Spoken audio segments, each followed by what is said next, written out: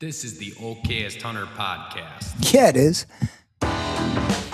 Never pass on shooter bucks, because that's just meat in the freezer. It's your tag. You hunt how you want. This guy's all Berkeleyed out over here. Okayest He's got all his rain gear on. Looks like he just got off the boat. He did. Did you go fishing today? Okay. Were they biting? Little bit, yeah. I caught a few. I couldn't go fishing on my trip, so I was like, I need to go throw some lines. You had some pent up fishing aggression? Yeah. And I did some very hard hook sets. Some just ripping lips. I reeled in one gill plate. The tail was gone. Caught a bass in the wacky worm last night. I was happy about that. It was not big, but it was a bass, and I was excited. Hell yeah. But it's because I didn't get to cast because I was managing all three kids on my own. Yeah. Eventually, Jude got snagged up and like his line cut. I was like, all right, you're out. Process elimination. You are no longer fishing. I'm not setting up another pole right now. So you are now an observer. You are the weakest link. Goodbye. Here's a coloring book. He was such a good sport about it. He caught so many fish off the rip that he was like content. We did that last week. I was on vacation with my parents up in Conover, and awesome place on Lake Buckataban. What the fuck did you just say? What'd you call me? What was that? Watch your mouth. And we had the pontoon and the fishing boat, but when everyone wanted to go out, I mean, there's 8 of us, 6 of us, right? 6 of us. So when we wanted to go out fishing, it was like pontooning. You just take a corner and pray you don't get your ear hook or your face hook. And it was fun. The last night, Gus had been using the wacky worm, and we parked in this spot that had like a bunch of weeds coming up pretty close to the surface. It's like 8 to 10 feet deep, cabbage weeds coming up. And he wanted to try this crayfish that I had. And it had a jig on it. I'm like, buddy, this one's going to go down deeper. You're going to snag more weeds. He's fishing next to Grandpa. And he must have made about 10, maybe 11 consecutive casts. Oh, man, he got off. He'd reel in and there'd be a big cabbage. He's like, took me down into the weeds. Oh, I'm going to get him. And Grandpa's just turning to me. We're kind of just having a chuckle. And one time, like, it looked like he had a fish on. But on, like, cast number 12, he catches, like, a 20-inch pike. He's like, I got him. So we had this whole storyline built up. That's hilarious. Pretty sure it was cabbage weeds 89% of the time. But then there was a fish that was like, got him. We got the antagonist. It was great. It was a good trip. The whole time he thought it was that fish. But he's pretty sure it was just messing with him. He's like, that was my daughter last night. She had a really big hook on, and she wasn't understanding that the little fish that were hitting her bait were able to take it down. Yeah, they're not going to bite. So she's the like, hook. I'm going to catch that big one that keeps messing with me. I was like, it's a lot of small ones. Get him. You just go get him, kid. You got this. She was so steadfast. I was like, just put a different hook on and cast here. You'll catch one. Like, no, I want this big one. I admire the perseverance. Go, Logan. That's pretty great. Well, welcome to the show. Welcome back, Derek. Who? Oh yeah, we had Dan from here last week from the whitetails. I was gonna go over there and buy a hoodie, but I finally decided to outfit myself with this Osseo shirt. It's not doing me any favors on the pectoral. Should probably do some bench presses before I get in here. We'll do a round of push-ups. Jeez, the running ain't cutting it. I can't run out my bad diet.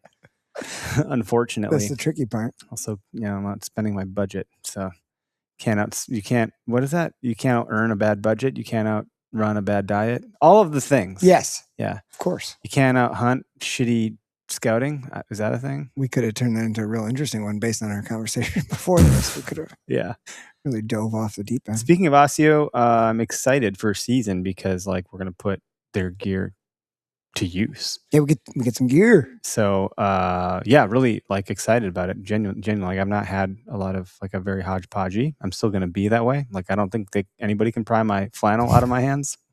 I've convinced myself you'll have the Osseo underneath the flannel. Yeah, for real. With the vest, I've just had 4 layers of different shit. But high quality stuff. Latitude, I got their I bought their bite bow hanger. Okay.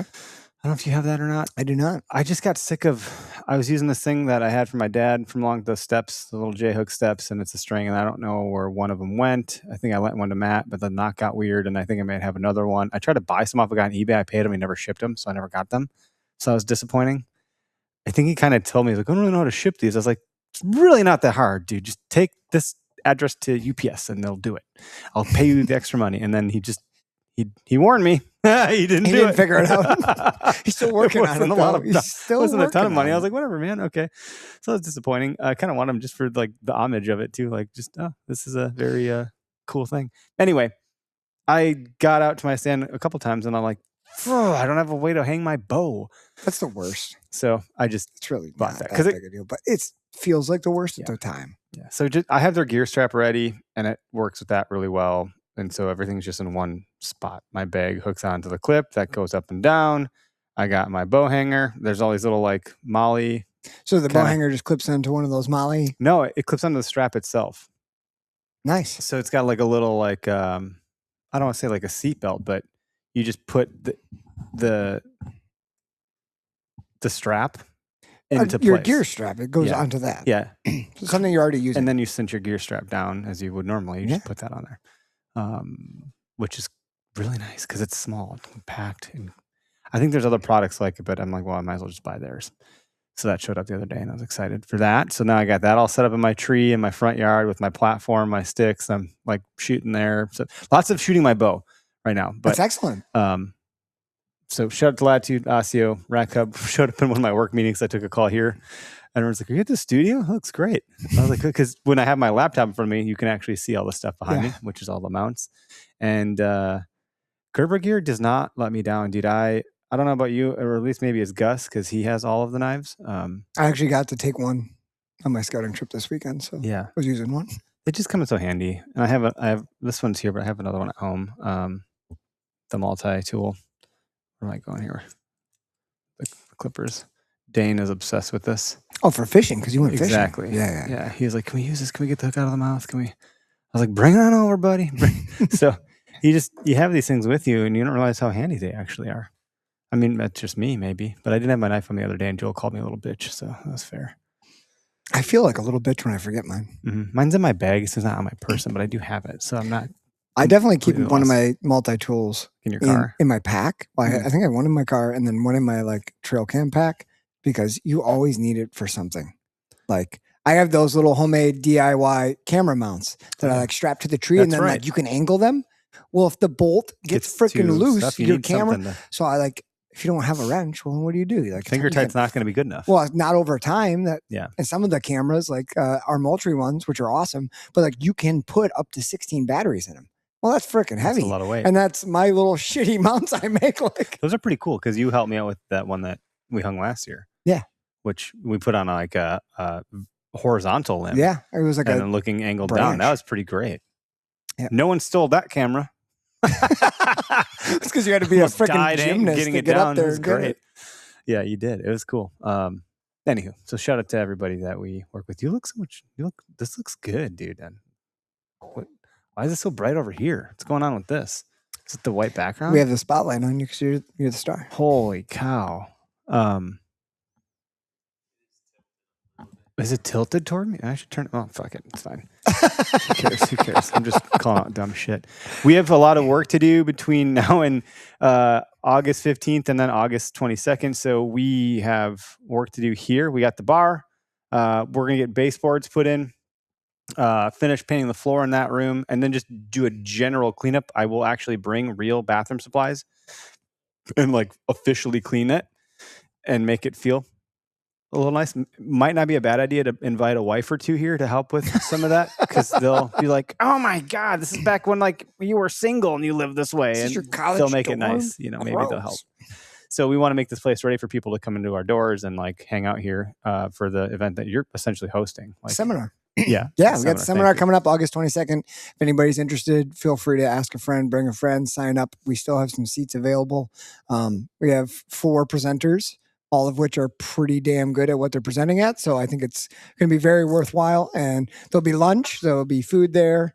We'll have some drinks. So it should be a really good time. It's our first one. So what do you think about the e-scouting part of that? Like what to your knowledge do you think someone would get out of that versus just, I don't know. I know how to use OnX or whatever. Like what? I mean, so Pierce is really, he hosts these for OnX, like e-scouting seminars. So he knows OnX in and out. Like when I watched him, we're doing one at the Great Dane in Madison next Wednesday. Okay. I'm presenting there also in Pierce's. And when he did his last year, I was like, I never freaking knew that. And I'm like, I got to try that. So he's got a bunch of stuff about how to use this, the tools, different layers, things that are provided that are updating constantly. They're constantly trying to improve it.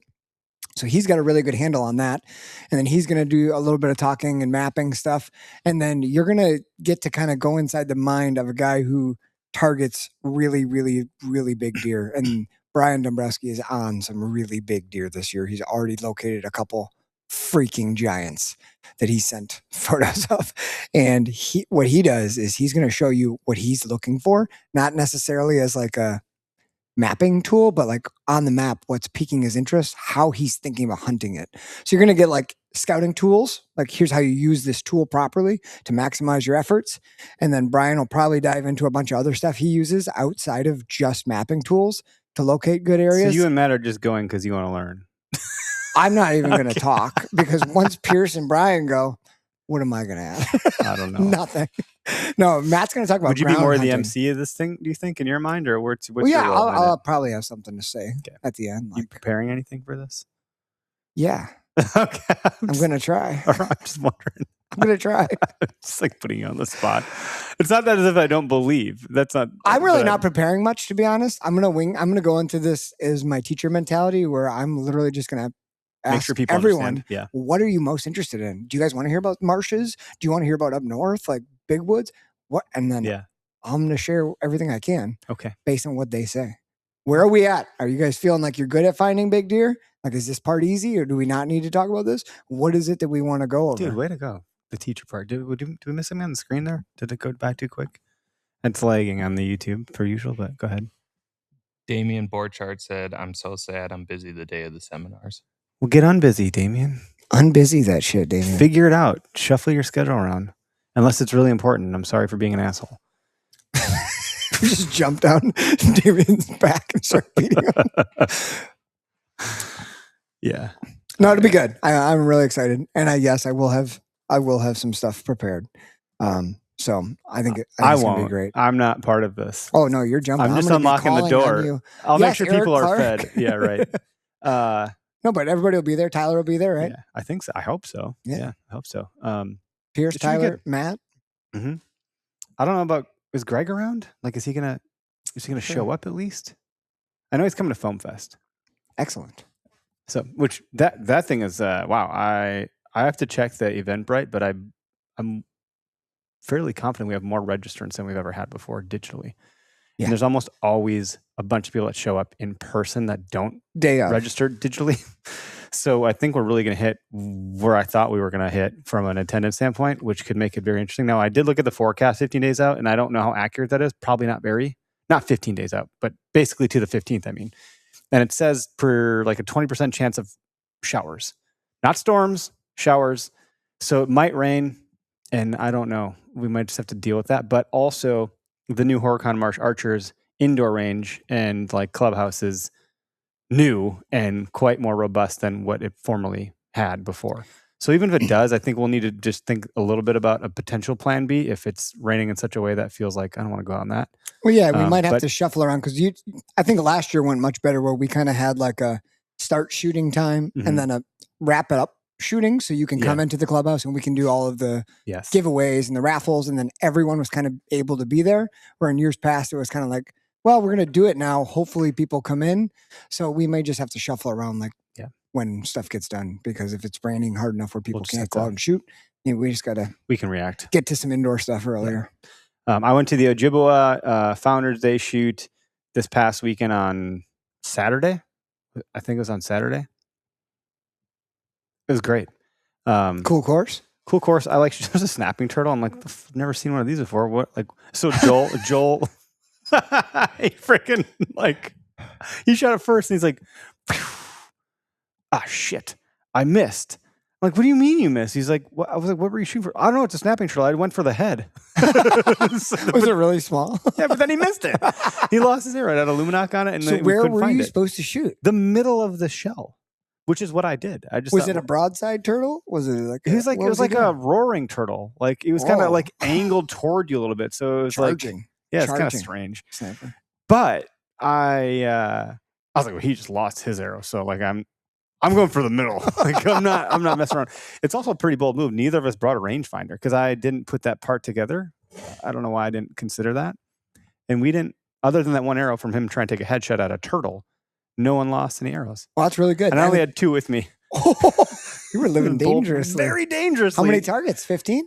I don't know. 20? We did a bunch. And then it started getting like dark. I was like, let's just try to find our way out of here. Well, hey, I'm glad you got the chance to shoot. Were you fairly happy with the performance? New bow, new sight, new everything. Yeah. And with rangefinder, which I would encourage people to give that a shot. Use your instincts a little bit. Because it's not an instinctive bow, but the instinctive like assessing the range.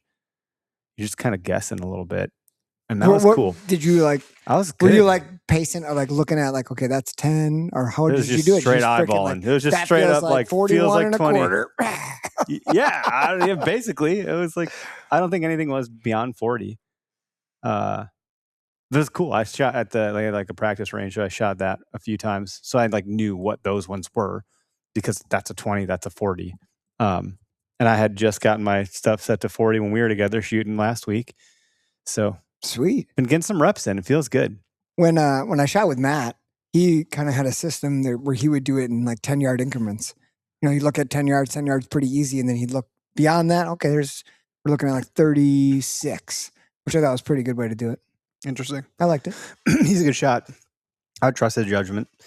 Greg would not trust my judgment, but I think I have traditionally been really good at judging range. And I had some pretty good marksmanship skills with iron sights. So I feel like yeah. But I can't land in the nighttime. So I've lost that ability. That's what they make flashlights for. Gone. Yeah. I feel like when you're with me, you're just like, fuck, this is going to be a long night with Eric. What? I don't think I've shared many night hunts. I guess not. Barely ever. One, like maybe a couple times we've walked out or paddled out or like, we've, like when I helped drag your deer the one time, I was convinced we were going the right way and you're like, it's this way, dude. I was like, really? Yeah, it was also your first time there.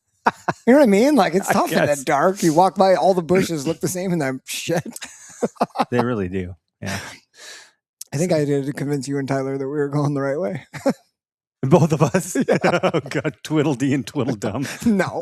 Like, I was very grateful. This is who showed up to help me drag the deer. Jesus Christ. I was very Derek's like, I'm in for a night of work with these two bozos. No, it was wonderful. It was really fun.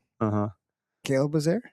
I know we did that gun hunt drive. Like, you guys were way ahead, and we're like, oh, man, these guys are really moving fast. Derek's got little legs. How is this possible? How is he that far ahead of us? Shouldn't be this hard. Well, we were so winded.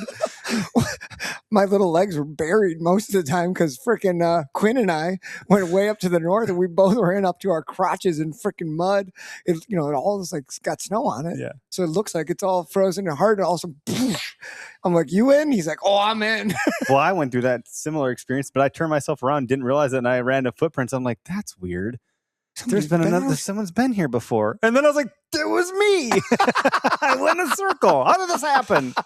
I was so dumbfounded. Oh, that's funny. It's like the time my uncle crossed the thing. I was like, how'd you get over here to my dad? My dad's like, I've been here. You just went in a circle. I didn't move.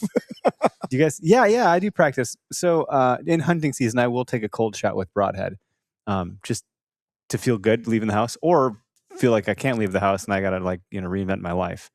But that's been I don't know, something I've been doing over the last maybe 3 seasons now, because as you're hunting in season, the stuff we go through, I think, is detrimental to your bow setup. Yeah. So I think it's pretty critical to keep shooting your bow, but I like the cold shot because it's like a one and done. That's how it's going to go in the real world.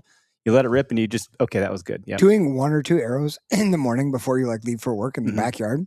Really easy to do. Like if you're going to set out to shoot 20, that's time consuming. But if you're like, I'm going to freaking rip one, just see if I can get it close, see if the bow's still on, it's very doable. And if you just leave your target out in the same spot, leave the bow in the garage or, somewhere where you can get at it quick. Yeah. For me, it's the side of my house. It's one of the few spots that I can get away with it based on where I live. I live in a subdivision where it's not a lot of space. Well, you're in on a hill. I'm on a hill. So you don't really have a hill to shoot my into backyard's butt up to all these other back because we're in a circle. I literally live on a circle road. It's named the circle, right? Yeah, but I'm not in the outer circle, so you're on the I don't have a real backyard. At least you're in the inner circle. Inner circle. It's great. I can see everyone else's back of the house where they spend all their time. Found the dead squirrel in my soffit today. Oh, really? Yeah. I don't know if that's the only one. There's no way it is. I'm certain there's another one in my walls. Have you done something to incur this killing? Are you killing them off? Or No, yeah, we had roofers out today to finally fix the problem that's been plaguing my life for the last 2 years. Did they say like, oh my God, you got a it's just like, there's a dead squirrel over there. I was like, I'll deal with it. Thanks. So I went and got the shovel and put it in a garbage bag. But new roof. What are they called? Something tails. I don't know. Underneath the soffit. They took all the soffit down, took the gutters off, and then they're called dovetails. I don't know what they're called.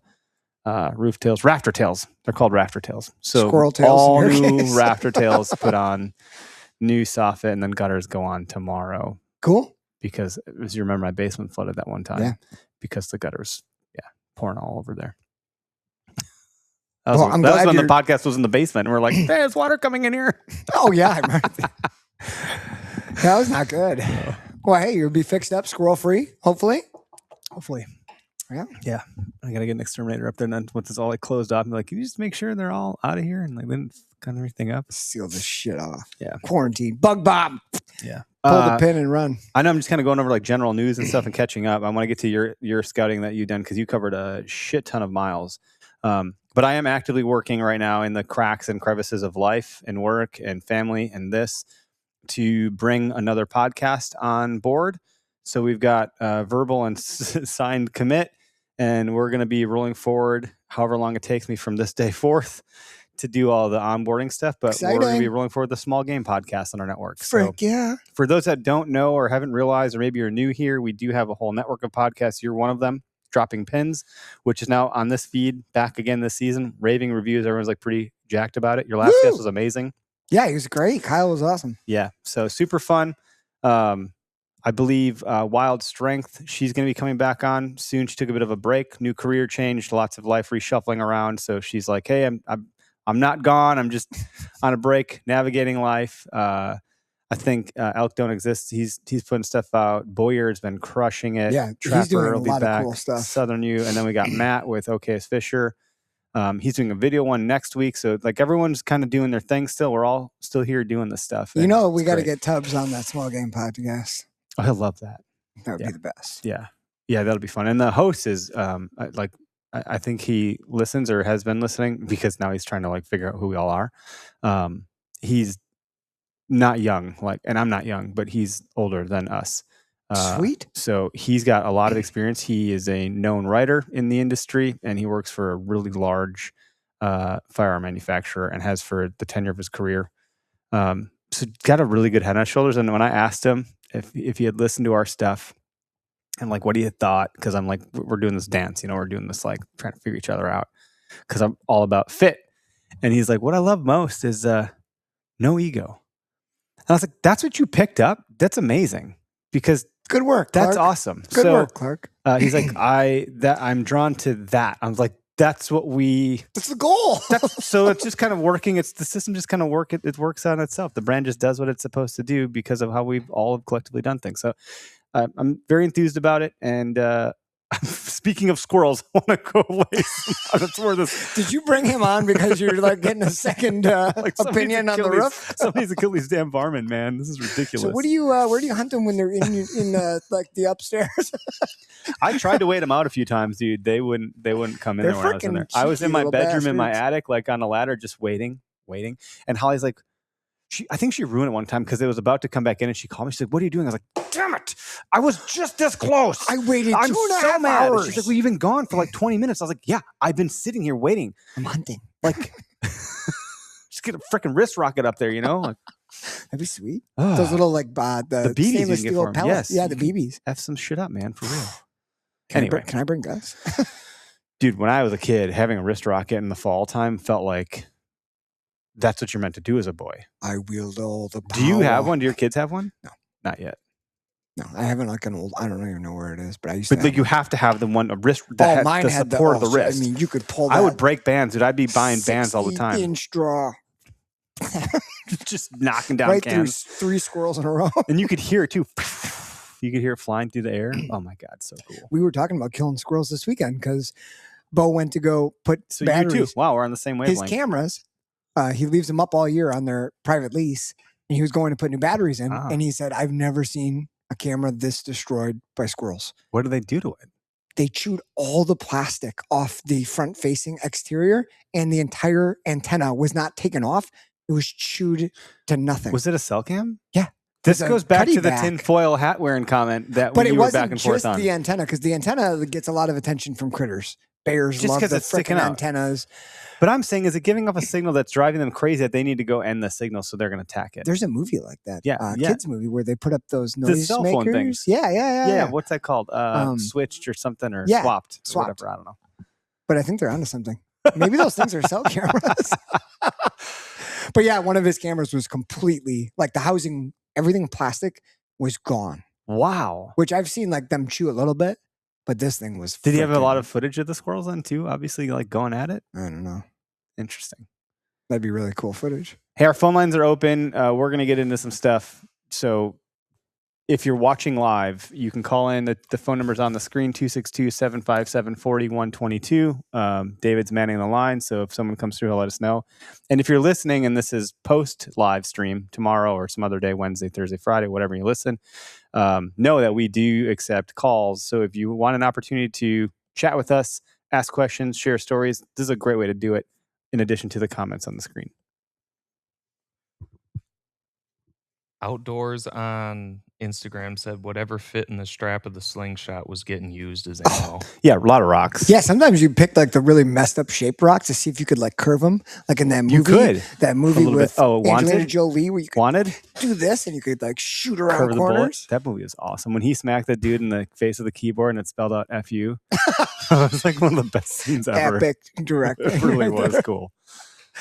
Now I got to get a wrist rocket. Did you see the post I put out the other day of you want to come help me blood track a deer? And then it was like, well, I'm at work, but I can quit. Yes. I'm at work right now, but I can quit.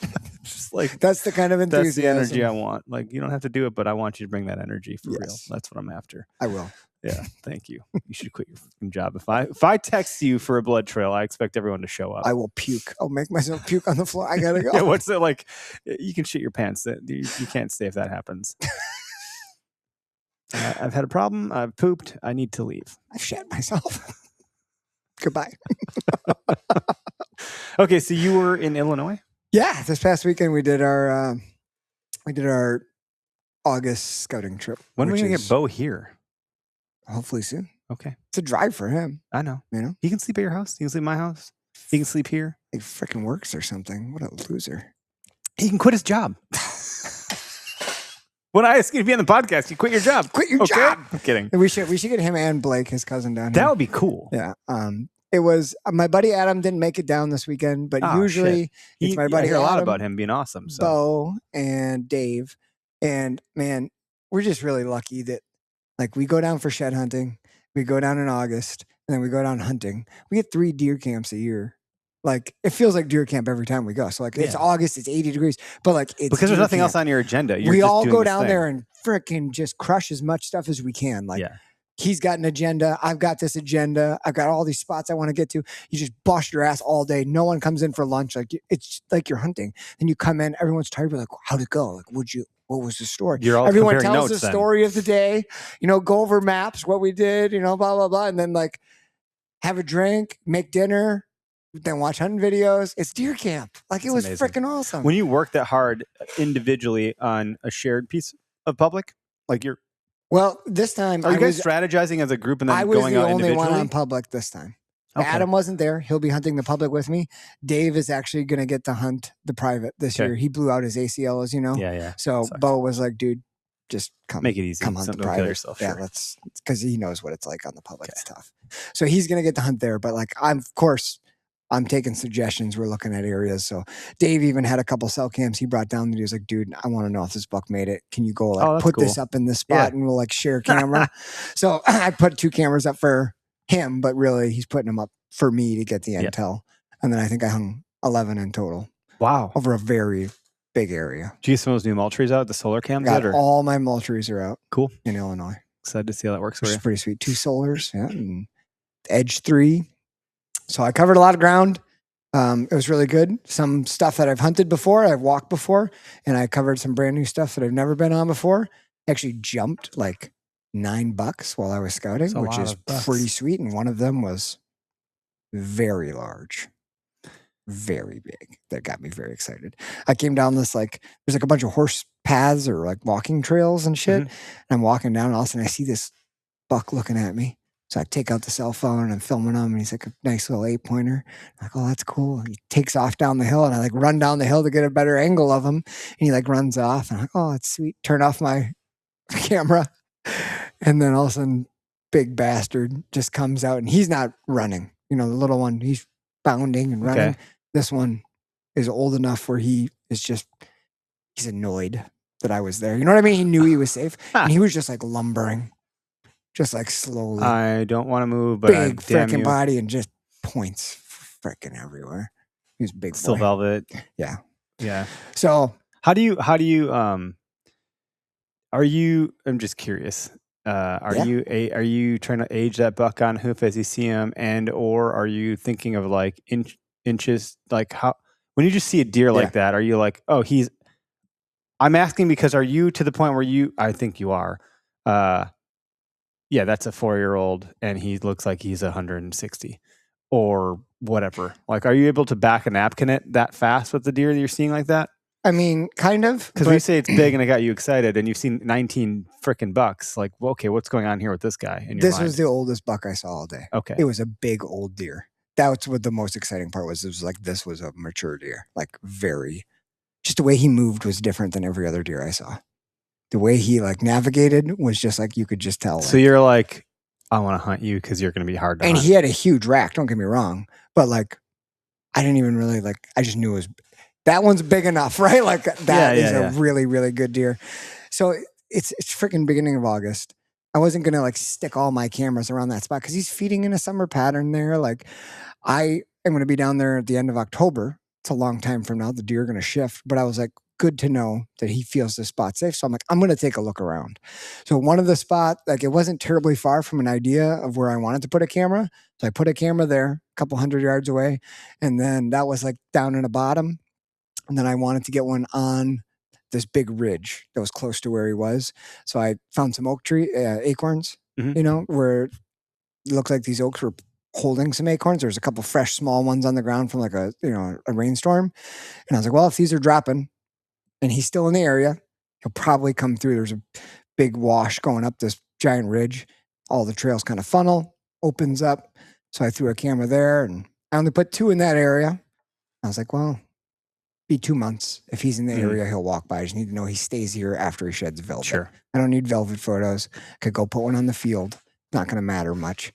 Just want to know where he is once velvet comes off. That's cool. And then I kind of I put my cameras in lots of different areas, more spread out than normal this year, but I think it's because I'm just learning the data collection. I know exercise. the property a lot better than I used to. So like the areas that I'm putting them, like I kind of just want to know what's in each area. And then like, I kind of know where I need to be and where I should scout once I get down there. And then my buddy Adam, who didn't get to go, I also wanted to have like backup spots. Like, hey, we're spread out. So like, we don't have to like, you know what I mean? Just put all our eggs in one basket. Right. Yep. You go over here. So my information is their information and vice versa. So it's a good system. I like that. Yeah. It's really good. Really fun. That's pretty sweet. Yeah. It's good. I saw that Onyx has like this new buddy feature too now. Maybe Pierce can teach me about it. Yeah, right. Like if you're all on the same property, it's kind of interesting. I know, I think Spartan Forge had that too. Blue Forest Tracker or something like that, that they had. I'm assuming they still have it. I have something like that in the works. I don't know if it's ever going to get done. Yeah, I thought that was going to be out already. So close. Like, I think what happens is our dev takes a while to get to because it's a side project, and then we stress test it, and then like by the time we stress test it, something else in the marketplace has changed, and they have to remap to it. Which that's a normal cycle when you're live anyways. You have to continuously be, that's why there's always app updates. Things are always changing. But like the mapping application, something had updated and then it broke something else. I'm like,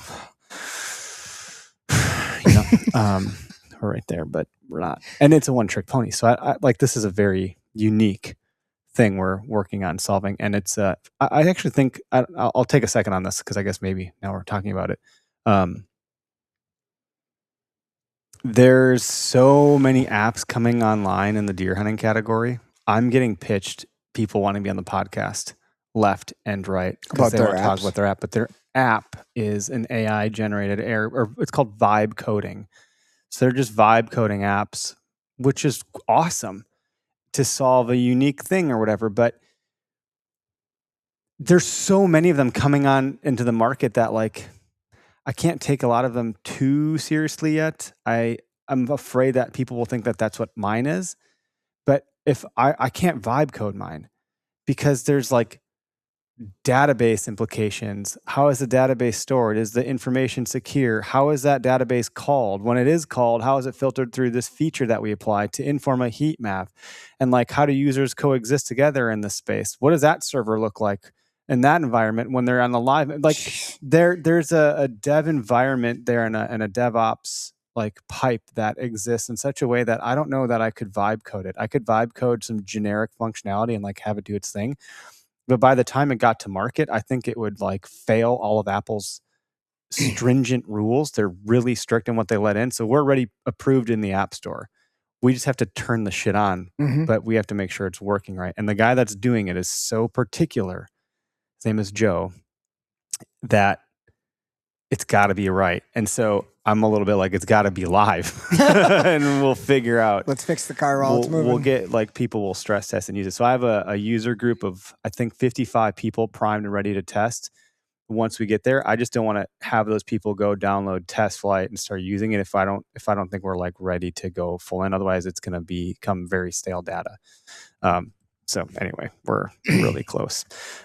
Maybe this is an unfair question to ask because it hasn't necessarily launched yet. I mean, I'm sure it's crossed your mind. But yeah. Is this something you see as being a standalone app, or is this something you see as being potentially purchased and added into a catalog of a pre-existing app? I don't know. I don't have too many hopes and desires because I want the market to tell me what this thing is. And if it's adopted by the market in such a way that like there's a lot of users and it starts to really signal like, whoa, this thing's getting a lot of traction, then there's different conversations that can happen. But I'm not trying to become a tech CEO. I think that's maybe where I wanted to go 10 years ago with this when I was kind of like getting into it. At least that's what I maybe had thought. So I don't know that someone else could bake it into their offering or not, because this app is going to market with a very specific proposition and value proposition and message. So if you buy in and subscribe to this thing, you kind of like already raise your hand that you're okay with this activity happening. If a larger company that's never said those things suddenly has this, like it could become problematic. Like you can't just now take your whole user base and throw them into this thing if they never agreed to that. Yeah. So I think it gives us a unique space to play in. And I think we're solving a problem that hasn't been addressed. I've looked at a lot of like university studies. I have access still to my like what's it called, my alumni college access stuff to all the scholarly articles that exist. And there's like one ever, and it's shitty. It doesn't really even do what I'm asking it to do, but there's been no deer tracking collar data that's been compared to how hunting pressure impacts the herd. Like that's not a study that's existed. So you can see from the DNR's perspective who purchased a license and in what county. And you can see where they tag the deer in what county or DM, like whatever management area. You don't know literally where they put their boots, whether they tagged or didn't tag, and how that all shook out. And I think there's a little bit of a delta of a gap that I think the academia side would be interested to know, because that's a question that has been posed. Does hunting pressure impact deer herd, and to what degree? And I think we as hunters would love the answer to that question. I think we think about it all the time. I think we believe that it has an impact, but to what degree? And that brings me up to some other bullshit point that has nothing to do with anything in the price of tea of China, which is, I just had this thought. I was daydreaming while you were talking about this thought of like, what if you just frickin' frequented a public property so much in such a way that like you wore cologne? I'm making this up. And you did so in such a way to like, I've heard that deer know who other deer are. based on they can smell at the molecular level. So they know that it's Pat and Susie that were at that rub or whatever. They have familiarity because of the scent glands. I wonder if deer go, that's a human scent. Oh, that's a human scent I've smelled before. And if that's a human scent that I'm comfortable with because it's always been back here doing stuff, but it's never posed any immediate threat to me. Like, do you think you could, this is a hypothetical bullshit question. I don't have it's very rhetorical in some degree, but do you think you could desensitize the deer enough to like your literal scent if you just really tried to do that thing for a year? There's a guy who talks about this. It's an Really? older gentleman. I do not remember his name. Someone maybe who's listening can comment, but there's a guy who that's his whole shtick was on his properties he hunts. He goes out there every day. He'll like hang his clothes up in the trees and stuff. And like he'll just go for walks around and just like once they know that I'm not a threat, it's eliminating that whole response that they have, a wild animal has to something that's new and potentially scary or like, dangerous. So that was his whole shtick. Did it work for him? Do you know? Like, did he kill deer? I mean, according to him, he did. It worked. You know what I mean? I feel like logically it would have to work. I also feel like it's hard to differentiate because like hikers, if they can smell that good and it's the same smell. Hikers and hunters are doing different activities in the woods. Like someone who's hiking, their gait is different. So it sounds different. There's that, yeah. The volume level of their vocal is different than hunters. But you're also carrying different stuff. And I think that wild animals learn that the smell of what hikers are bringing in the woods, like that. Yeah, if you probably they'll watch people go by on trails and shit. Alert number 2. There's a bike path right here. But we go out there and the deer like would be right fresh earth dirt wafers on camouflage. They're like, oh shit, something's going down. Alert 8, DEFCON 8. That's funny. Like there's probably some. So does REI have a cologne? What is the hiker cologne? Is that your new? We need a product developer. We need a hiker stink. We'll just make granola, a new rub brand. granola wafers all over. God. Yeah, get the Nature Valley scent all up on you. A little peanut butter under your ears. Got a new brand we call it Desensitized. And it's just a way to desensitize yourself to all the deer. You'll kill more deer when they think you're not a threat because you're some pansy ass, that's a crunchy granola bar eating MFer with your walking sticks. I don't mean to be disparaging hikers. I have no problem with it. It'll come in like a deodorant stick, like Evercalm. Evercalm. You just adopt the scent. This is Billy, Deer Calm, 42-year-old hiker from Utah. There are scents like what's the scent you put? Like it's not eucalyptus. There are scents that melatonin is the thing you take, but there are certain scents that like make you sleepy or calm you down. I don't know what the actual scents are, but they exist. If I could figure out what that is for deer, like nose jam is all vanilla, right? I think mostly, right? Scent confusion or some shit, whatever they preach. Disrupts their nose jamming detection. Look, if I'm going to be picked out regardless, I probably would go that direction because I'd rather not smell like BO or dirt. I'd rather just like smell like vanilla. Maybe our wives would like it better if we came home smelling like vanilla. Yeah. Because hunting's not I'm that like, whatever. bad. If he's going to bust me, like I might as well take a shot at like whatever the hell this is preaching. Like it's better than the alternative in my opinion, but I'm also not trying to stink like vanilla everywhere. But if it was something that put the deer at ease. The desensitized. That's what it's called. It's called deer ease. Deer ease. Ease into your hunt. I mean, that's obviously a thing. The desens. I mean, I don't know about at an individual level like we're talking about, but you think about like deer around southeastern Wisconsin compared to deer in northeastern Wisconsin. Mm-hmm. Who experiences more people? Which ones are going to run first? How close can you get before they run? It's southern Wisconsin. You can get way closer. Yeah. Even if it's a wild deer on like huntable property, yeah, you can get much closer than if you're at a deer who only experiences people twice a year. Sure. That deer's freaking not waiting. Well, listen to this. So like, I think, I don't know why I know this fact. I don't know where it came from. Maybe it's from the Wild Kratts or something. Cause my kid watched that stuff or like whatever it was before it was the Wild Kratts. Cats smell at that molecular level, I believe. And like, no joke, and you have probably experienced this, but my cat Gus smells every human's forehead that walks into our house, assuming that the human lets him do that, but that's his desire. Has he done this to you? Has he sniffed your forehead? He gets up on the table, he starts meowing. I'm pretty short, but I'm not that What he's after is sniffing a forehead. I don't know if he does this to literally everybody. It's really weird. So anyone that's been to my house and like hasn't been over in a while, they're like, okay, Gus. I mean, I think I picked him up once. So he does this, and he'll like... Maybe, I don't remember. Apparently, there's like... we have a certain scent. So he's identifying, do I literally know exactly who you are or not? It's like a validation thing. And so I'm like, dude, deer must know if it's that person. Yeah. How you have 8 of them, right? Yeah, so I don't know. I'm a pro. Any calls? Brian. Oh, I saw the thing for a second. Brian Akers asked, "What's the call-in topic?" Why do you hunt? Why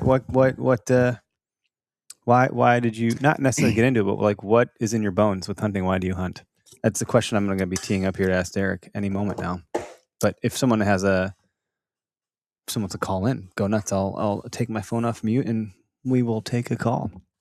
Or if you agree with any other random shit we've talked about so far, you let me know. Why do you hunt, Derek? It's time. Just be prepared because that's easy. Bear Newcomb left his T-shirt in a stand the night before they killed a black bear for that exact reason. Interesting. Oh, thank you, Calder. So I don't know if I would do it the night before hunting because then I would scare it away completely, but all right.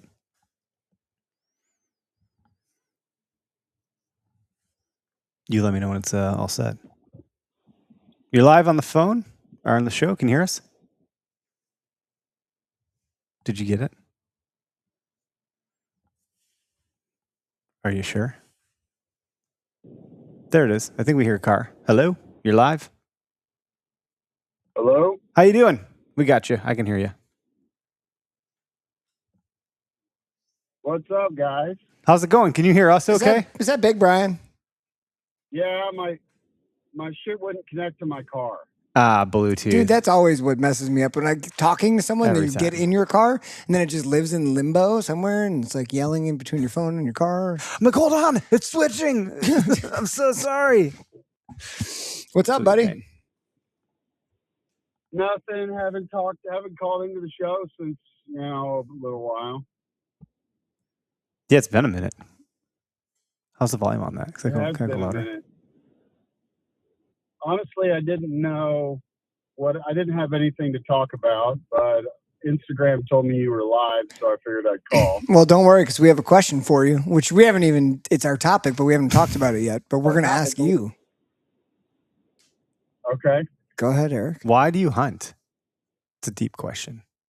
Why do I hunt? Yeah. Well, because I didn't make it to the pros and I gave up slow pitch softball and it's my only other hobby.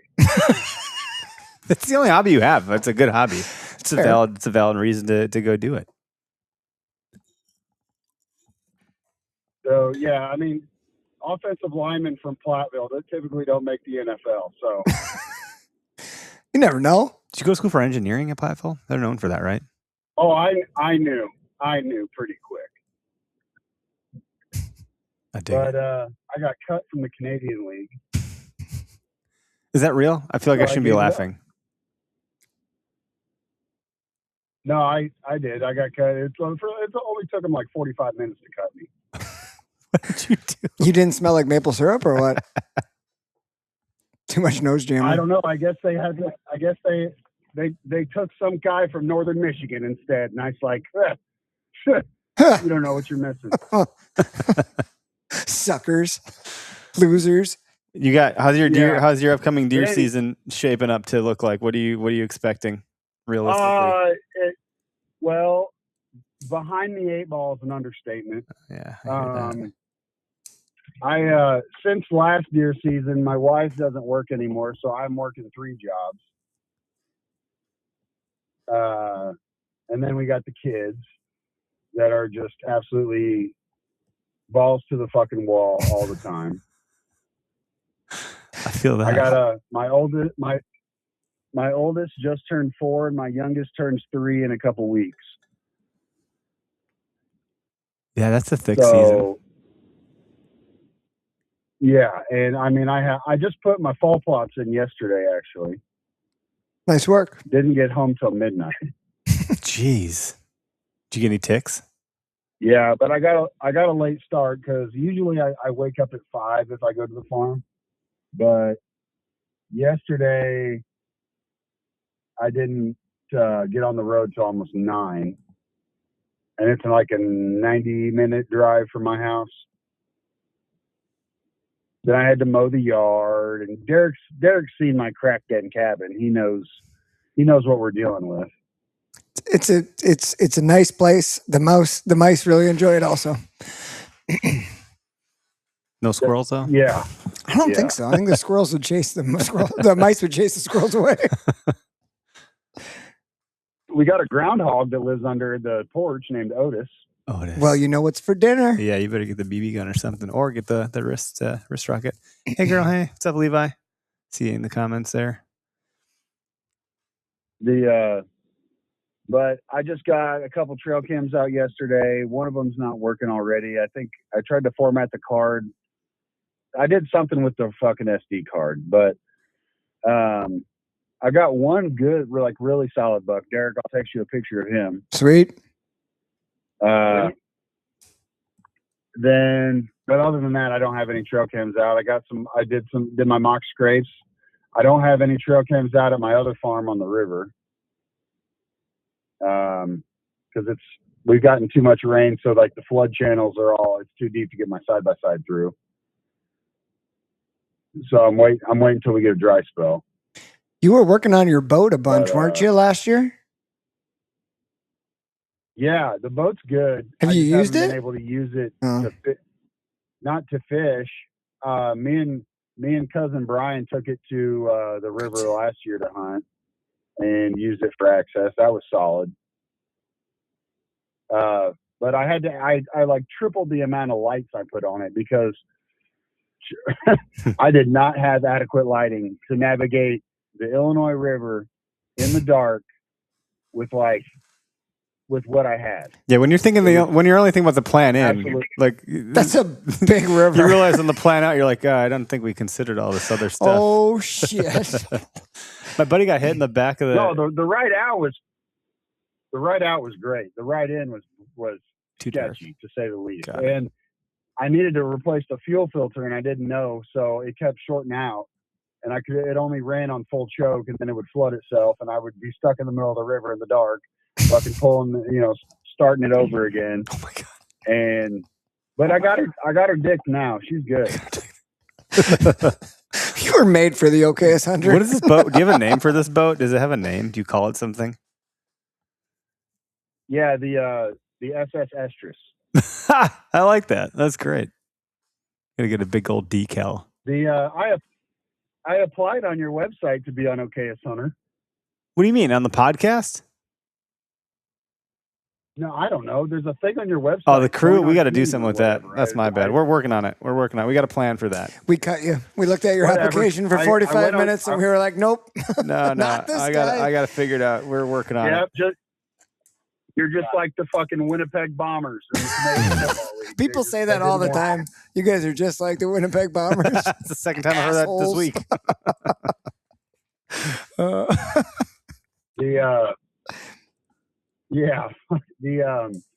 I was going to say something else.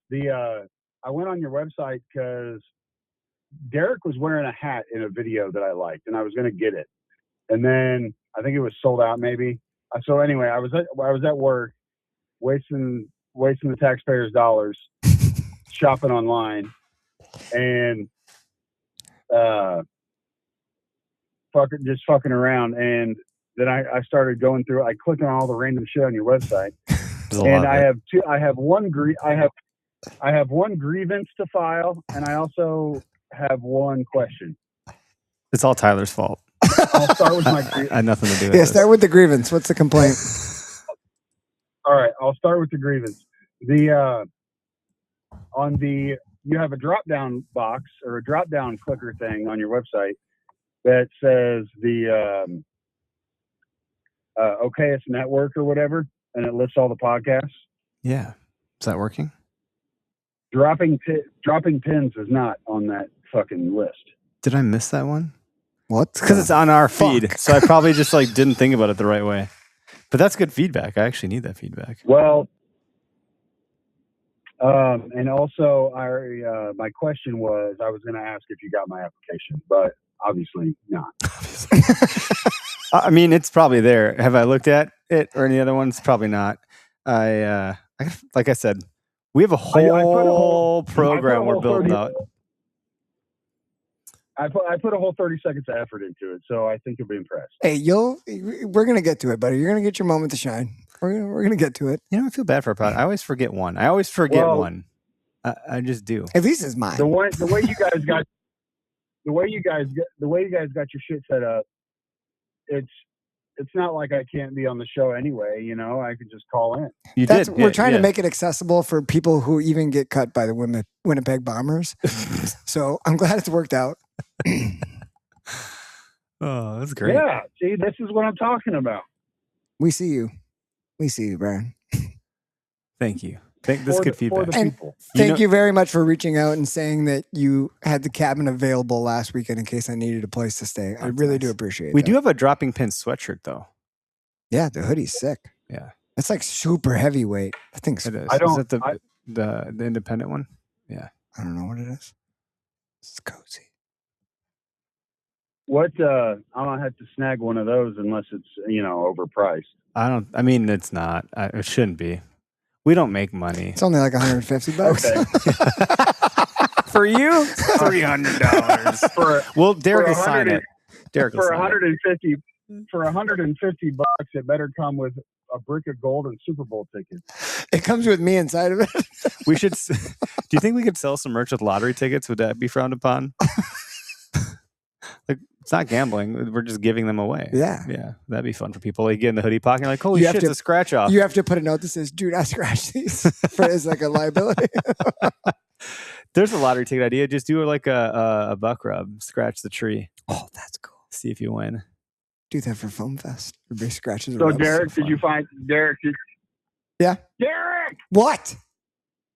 Did you find anything good last week? No. Last weekend? Spikes and forks. Not buddy. that he's going to talk about on Spikes here. Spikes and forks. No, I already. You missed it in the beginning. I said I found a pretty good one. Good. Well, I mean, I wasn't listening in the beginning. Literally, I called in the moment Instagram told me you were live. Yeah. I didn't listen to anything Well, else. I'm just not telling your frickin' cousin. Don't tell him. Tell him. No, you can't tell him. He'll end up dead. Yeah, I'm not telling him. I liked his booth setup. That looked really great. The Good Sit booth was a really well put together booth for wherever he was. Was he at the Mobile Hunter Expo? Yeah, where is that in Ohio? Yeah. You didn't go to that, did you, Brian? Yeah, I was supposed to go, but I had to work 2 of my 3 jobs. Oh, okay. Last weekend. Yeah, I took off my main job because I've got so much PTO to burn. But so you can work your other jobs. I had to work. Yeah, I had to work. I've never had to take PTO to work another job. That's not entirely true. This is a job. I guess I've done that. No. I took the show was Thursday through Sunday, or setup day was Thursday, and then the show ended Sunday. I took Thursday off because I was going to work Wednesday night, meet him at his house, leave midday, drive to Ohio, set up the booth in the afternoon. Well, actually, we probably would have had to leave in the morning, so I wouldn't have got any sleep. I'd have slept on the way there, set our shit up, worked the weekend, but I had to work Saturday at one of my jobs, and I was already off work from Friday, Saturday, Sunday. Had to work one of my jobs on Saturday. Then I worked overnight, so I had extra hours. I had to work like 14 hours, and then Sunday I didn't get to sleep. Had to work some more, and then I got called in on Sunday because, and also I've got, if anyone is lives in my area, I've got 2 cows that have been out since Wednesday, and I can't find the motherfuckers. Free beef steaks. I saw a video online of a guy completely losing his shit on his cows. I think it's viral. I don't know, but he was like, "And you." It was really out of control. I got a feeling if Brian finds these 2, they're going to get a stern talking to. I got to find that video. It really chewed no, me up. If I find them, I'm fucking hooking up the gooseneck and they're going straight to the sale barn, and I will wait in the fucking parking lot until the sale barn opens. I'm so over it. I am so sick. I'm so sick and fucking tired of these 2 cows. What are the cows' names that have gotten out so we can identify them properly? I don't. They're new ones. They're new to us. So one of them was supposed to be a replacement heifer for one we just sold, and we're fucking done with this bitch. So I thought, like, everyone that has cows are just really angry at the cows. It's an emotional occupation, great. being a cattle farmer. Yeah. I gotta find this fucking video. I gotta share it with you, dude. Yeah. So if anyone sees my 2 cows, they got orange fucking ear tags, and they're in someone's cornfield. But anyway, I mean, I've had my dog get away before, but So- never a cow. This is next level, dude. there was no holes in the fence either. They just a coyote or something. must They have spooked them, Houdini'd. and they just ran through the electric fence. Oh my god. We hate this pasture. I We're hope you outta here. find him, man. Me too. I spent a whole shift chasing them. You know how embarrassing it is to have. You know how embarrassing it is to have to call the sheriff's office that you work at to report your own cows missing, and then spend an entire shift, chasing your own cows. That's really awesome. Oh, no, I yeah. can't say I know what that feels like, but I'm really enjoying you explain it. I have a feeling your coworkers are not going to let you live that one down. Okay, No, it's this probably video where not. this I had dude, 2 the of cows them. are in front of his truck, and the dude freaking loses his shit. Hold on, I think the audio will come through my phone. I'm gonna play a snippet of this. I think. Ready?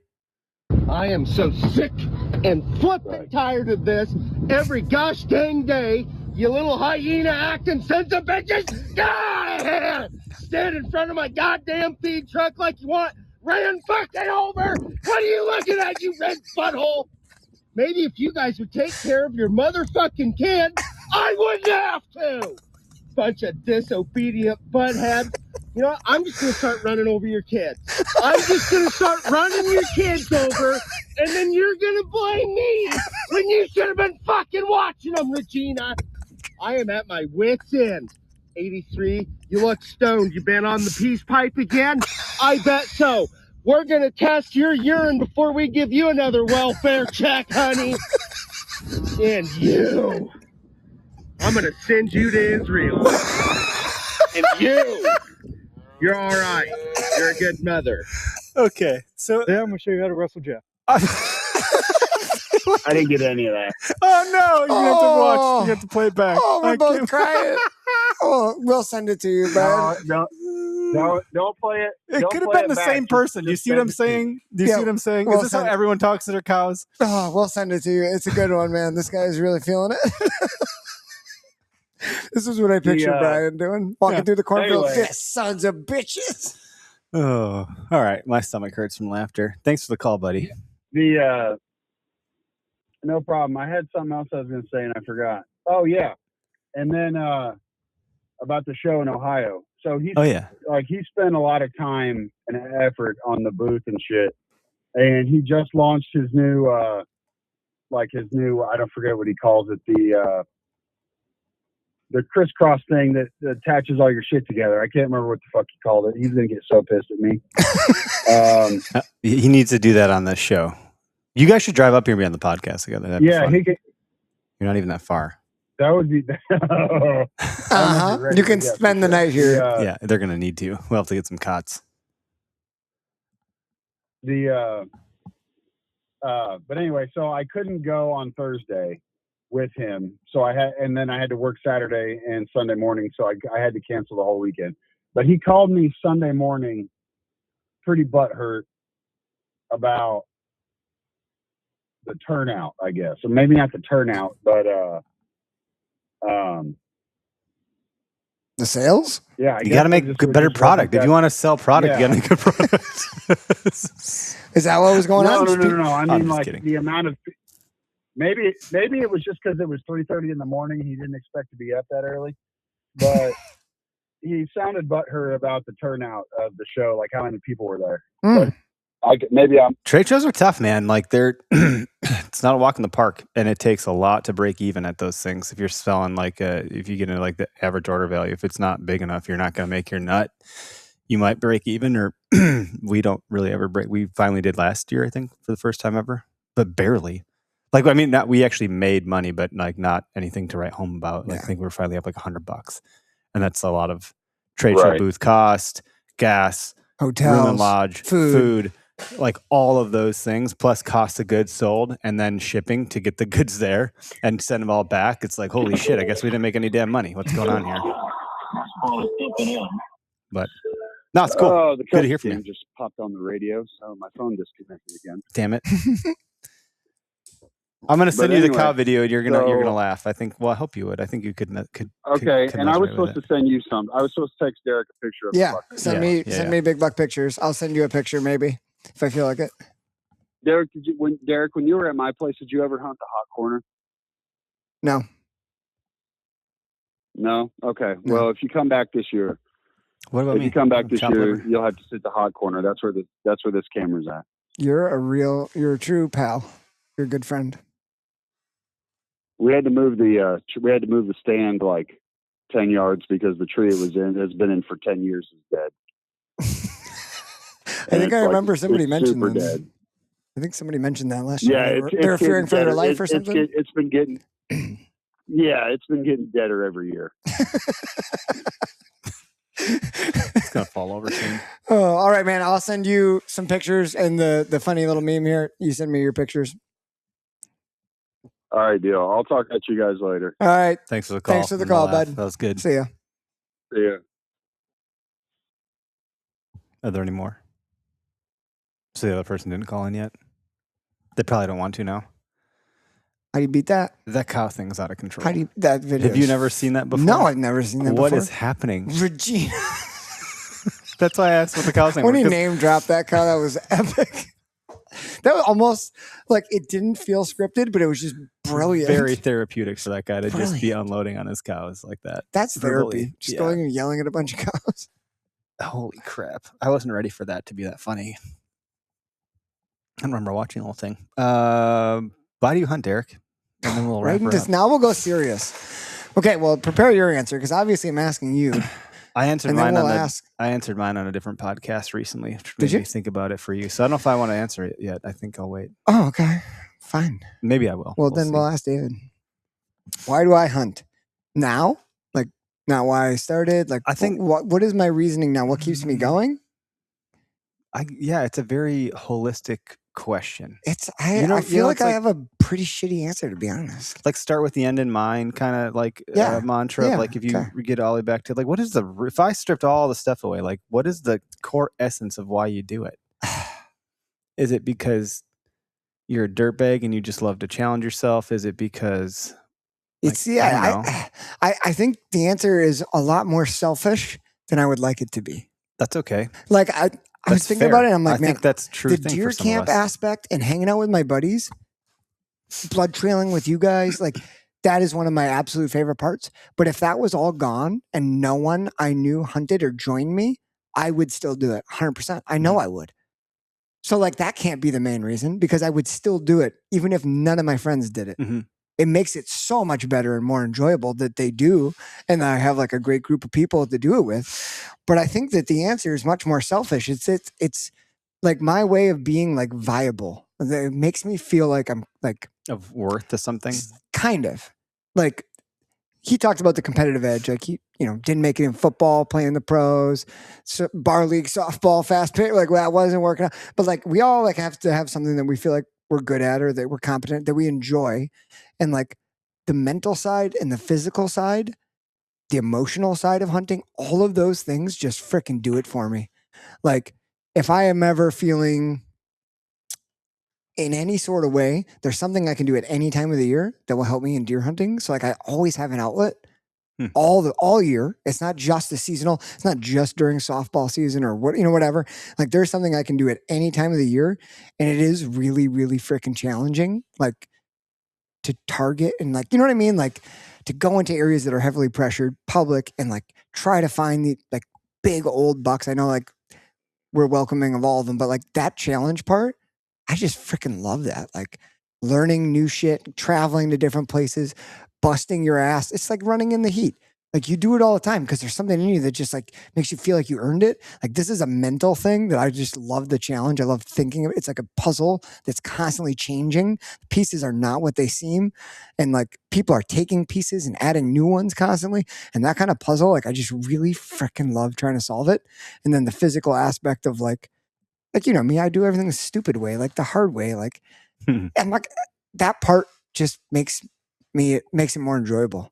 doing something ridiculous to accessing a spot with a canoe that you don't need a fucking canoe to access. Like, I don't know. I just like it. So I think my answer is kind of selfish, that like, it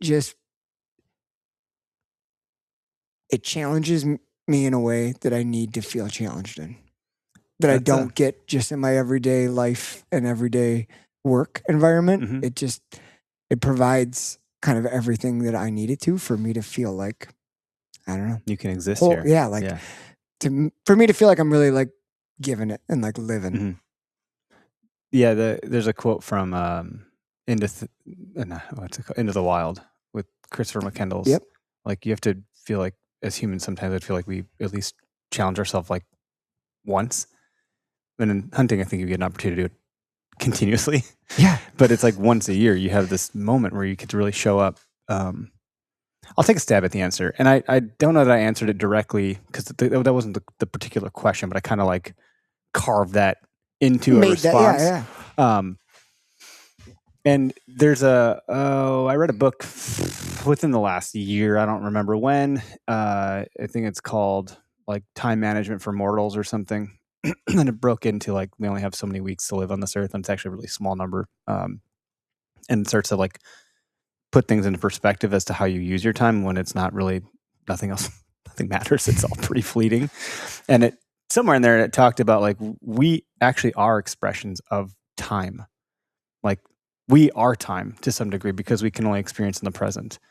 So hold on to that nugget of presence for a second. And, but much like that book states something along the lines of, we're expressions of time, or like time comes from us as we work our way through the world and navigate it. Hunting is something that, I don't know how to say this. It's just in me. It's just an expression that comes out. Like, I don't know how it got there. I wasn't influenced that heavily around it. I just have been drawn to it because I think it's there, and that's how it comes out. And like, I need to go exercise that feeling. And so I'll back up even more. And this is where the answer gets a little heavy. And it's because when I was a kid growing up, I was just drawn to outdoor stuff all the time. I had the fire department called on me several times for like, I wasn't starting forest fires. I wasn't what an arson or what. I wasn't like doing bad things, but I was out in the woods building forts. And of course, every fort had to have a fire pit. So I did get compliments from the fire department that my fire pit was well built and well contained, but you can't do that. But please stop. Like, not good idea. And I think that happened to me 3 times. You think I would learn, but I was just doing my thing. And to some point, somewhere in there, I watched whatever was on Saturday morning. Antenna TV, there was some outdoor stuff, and the catalogs that would come there, like the Sears catalog for the BB guns and all that stuff. I just loved it. And yes, my dad hunted, but there was a spell in my life where he was not around. And in that spell of life, I also like was subjected to some pretty hellish environments. And that's a term that I'm going to use because like kids probably shouldn't be exposed to your mom doing hardcore drugs and doing very bad things to get those drugs, and therefore getting evicted from where you live to putting be on the streets in a horrible situation. So literally like homelessness. And where I found peace and solitude was going outside. But I wasn't a hiker. Like, I wasn't going outside. I was like climbing trees and pretending I was deer hunting. That's a little weird. It's a little weird when you have that. Like, but at that point, my dad hadn't shown me that. And he'd hike through the woods with me with whitetail here and there. We would go like look for deer and shine for deer. So there's a little bit of that component, but I never learned anything about hunting yet. I knew that he would go hunting like for a season of time. You'd go up north for bow hunting, but dad was gone for that duration. I didn't even know what I don't know what that means. And so in that time frame, that's where I felt like I have this thing in me I need to go do, but also when I go do it, it's this thing that it was the only thing that was right in the world for me. It's the only place I could go that I could depend on. Like, it was consistent. It was consistent. It was neutral. It was literally getting the gear to neutral. And so when I go hunting, do I want to kill an animal? Yeah, because I've always envisioned that. Even when I was pretending to hunt deer, I always was envisioning that. And I don't know if it's like I don't know where that comes from. When I say it's in my bones, I think that's what I mean. Like, it's also where I can be the most present in life and everything else fades. So I don't have to, there's nothing else to really think about. When you're actively canoeing down a river, as an example, in some cases upstream, or when you're like hiking through the nasty swamps and your hip flexors are burning, you're really not thinking about other things. True. So I talked about this with bow hunting when I was with David. I was like, there's not a lot of other things going on in my mind other than releasing this arrow. So then you have the presence of nature, the neutrality of it, the calmingness of it, the draw to it, it's in my bones. I'm present in the pain of the suffering of getting to the spot and doing the thing and taking in all the stuff and hearing the sounds. And then you throw an archery on top of it, which is another thing that concentrates your focus to something that's like, this is the only thing that's happening in this moment. There's no past, there's no future, there's just now. And therefore your mind is at a level of peace that I don't think you can achieve by doing anything else. You're never going to get that level of acute mindfulness by doing fucking meditation or yoga or hiking. I don't, someone might challenge me and prove me wrong. And maybe I'm open to hearing that. I just wholeheartedly think that would be really hard to have an argument to tell me that something is going to take up more mental power and a heightened sense of adrenaline. Your capillaries are open, your veins are going. Like, there's a response physiologically, neurologically, emotionally, spiritually that's flowing together that, like, this is what we're meant to do. Which is, so that's my answer. We talk. Yeah, Why do I that's hunt? a fantastic, I cannot explain it, but it's something it's a in there. phenomenal answer. I knew yours would be really fucking good. I knew you had a really good one baked in there. Fuck you, Regina. I'm not going to fucking talk about it. Yeah, you are. It's going to be fucking epic. I just wasn't sure if I was ready to go there. No, dude, we talked about this before and other people have, but like that instinctual aspect of like, this is what we are supposed to be doing. Mm-hmm.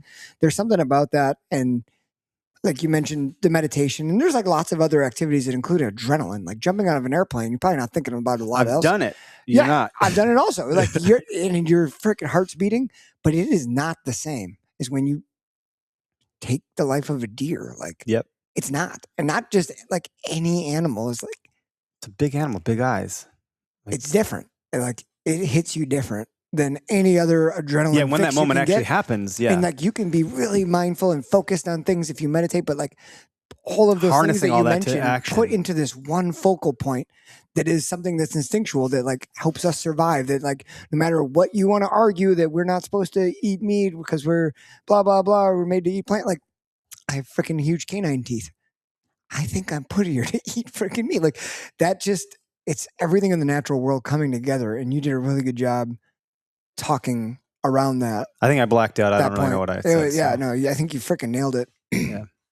Yeah, I think if you were to meditate and quote unquote, like I'm reading the book right now, Striking Thoughts by Bruce Lee, he talks about like emptying your mind and being an empty cup so you have room to do very interesting. If I had full mindfulness and presence and meditation, that's like a soft place to have that experience. I think hunting is a hard place to have that experience. And what I think I'm trying to say and mean by that is, if you could empty your mind of all of the things like you do in meditation, but like you said, harness it to centralize and focus it on taking an action while also in that mental space, and that mental space is because of the action you're taking, that's different. That's different. I agree. Taking action around meditation is like, yeah, I feel like it's like shooting your target in your backyard is different than the real moment of shooting a deer. Like, that's a perfect scenario. You have the calming machine and the fucking lights and the breathing and everything's fine. You got to do all that same shit, but right here, we got to go take a life. Quite different. You know, you can get all that shit down when you're shooting your target in your backyard and like get all the reps in, and that's really good. And you should do those things, but you do that so that you're ready for the moment. Mm-hmm. Like, so you're more prepared. Like, I don't think you're actually like ever ready, you know, because your heart is not beating when you're shooting the target. I don't even care if you sprint; it's a different feeling. Yeah, but you're more prepared for sure. Yeah. And I'm not comparing those two things for that sake. I'm just talking about the meditation of it. Like, yeah, the mental aspect. You're not. I'm trying to again argue that you're not getting as much out of meditation as you would if you're just bow hunting. And obviously. There's different reasons for everyone. And I think if you posted this like on social, like, why do you hunt? You get like, for the meat. There should be different reasons. You'd get all these different reasons. But like, I tried to whittle it. Like, I don't just hunt for the meat. Definitely not. Like No. I don't. That's I not, love the I meat. don't get and up that's a part of it 2 hours before light because I need because I'm freezer. gonna like go to spots that's just gonna get me meat. Like that's not the real reason for me.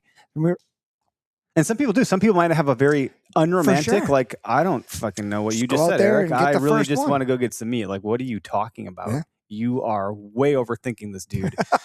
What the fuck? I don't operate at an emotional level like that. I don't care about it that much. I like to get the meat. More power to you. I love the meat. Also, hunting for meat is stupid. Cost wise, because like it doesn't add up. It's not cheaper. How much do we spend on hunting? How much do we think about hunting? How much work is it? Like by the time that you put in for all of the equipment, all the ammunition, all the gear, all the time, all the scouting, all the PTO, everything, the cost on the relationships around you, like by the time you drag that deer out and you go get it processed or you do it yourself, like the fuck it's cheaper than meat, man. Like, I don't know, but maybe it is. Like, if you're really getting that much meat and It's you're not going to the definitely grocery store, then like I would then argue, then if you are doing that and not then also buying beef, then you're probably right. But if you hunt and buy beef, then that's not a freaking argument. Yeah, it's way cheaper. And I'm happy to hear that argument. I think it's a fine one because I hear it all the time and it's fine. But if I were to really challenge on that, like, no. I will say not that usually. I mean, all the organic labels on everything and, grass-fed, pasture-raised. You pay more for that shit. There is no more, like the people who Correct. are like, the really like anti-hunting, like there is no more freaking natural food source than you can get than going out and you grabbing think that your those own people food. And we'd I have don't- more in common with. It could be foraging or Yep. hunting, but like you got to realize those are the same types of things. Yeah. You're taking what the land, what nature, what God has provided, and you're feeding your family with it. Yeah. And that is the way it's meant to be. Yep. Argue with me if you want, but I know they're buying all the shit in stores that's processed in bags, boxes. That's not what we're meant to be consuming. No. That's just not. No. It's deteriorating our societal fabric. The Health Insurance degree. Institution of America would probably frickin' agree.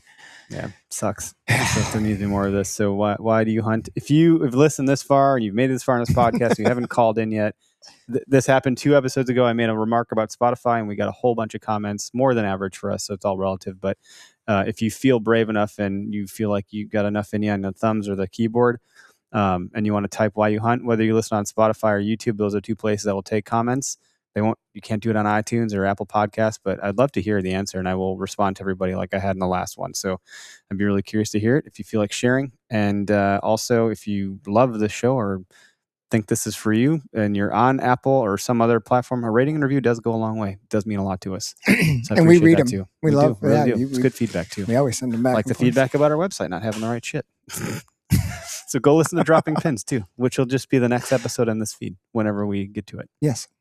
So I don't have anything else. Go sign up for Film Fest if you're local or if you're close enough where you think you can make it. That'd be great. If you have something busy happening, see if you can shuffle your schedule around, make it happen. It'll be a lot of fun. And then right on the backside of that, on the 22nd of August, we have our seminar with all the really awesome dudes, Pierce Nels, Brian Dombrowski, Derek Melkor, and Matt Strime. Yes, sir. Here at our studio. So very exciting stuff for us. As you can imagine, we've not had anybody here in that type of capacity before. So a new thing for us. Be fun. And new podcast coming on deck. Stay tuned. We'll be making a post about that when that happens. It'll take some time because it's a lot of work, but we'll get there. Thanks, everybody. Have a good night.